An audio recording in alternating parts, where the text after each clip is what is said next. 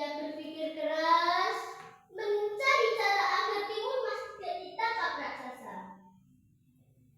Setelah mendengar tentang adanya petapa sakti, ia segera menyuruh Timur Mas untuk meminta pertolongan. Oleh sang petapa, Timur Mas diberi 4 buah bungkusan kecil untuk ditaburkan jika ia dikejar raksasa.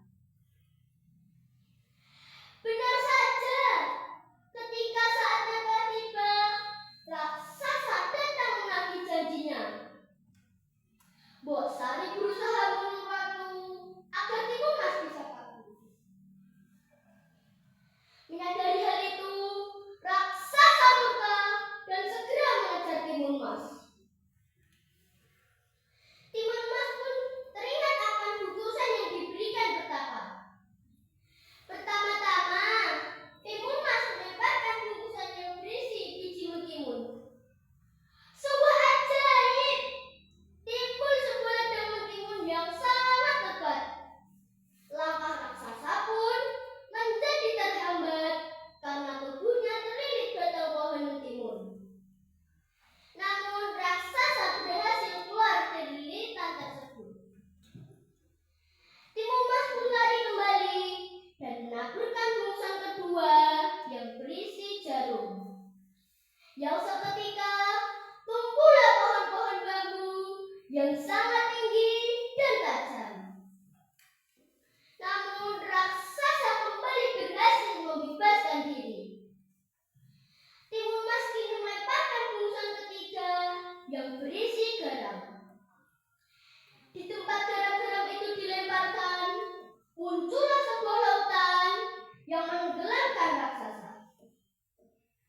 Namun, lagi-lagi raksasa berhasil membebaskan diri. Timur Mas kini melemparkan bungkusan keempat yang berisi terasi. Raksasa pun semakin murka dengan apa yang dilakukan Timur Mas. Raksasa itu pun berkata, "Apa lagi ini Timur Mas? Mau sekeras apapun kau coba menghalangiku, pasti aku akan bisa menangkapmu. Kau akan menjadi santapanku, wahai Timur Mas."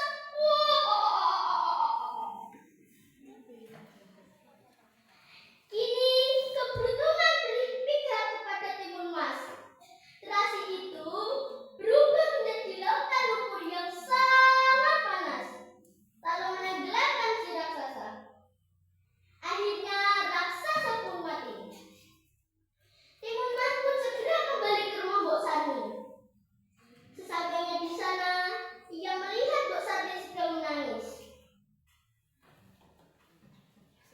Timur Mas, mana kamu nak?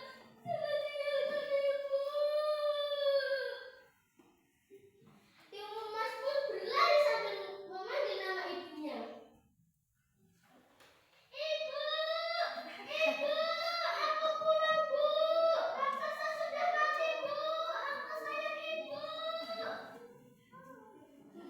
Mengetahui Timur Mas datang, Mbok Sari pun segera memeluk Timur Mas. Dari saat itu, Timur Mas dan Mbok Sari hidup bahagia selamanya. Itulah tadi dongeng dari saya.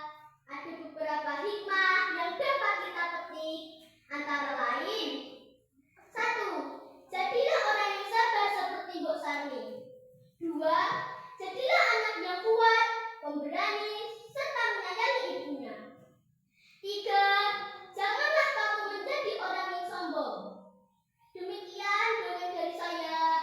Mohon maaf apabila ada kesalahan penyampaian.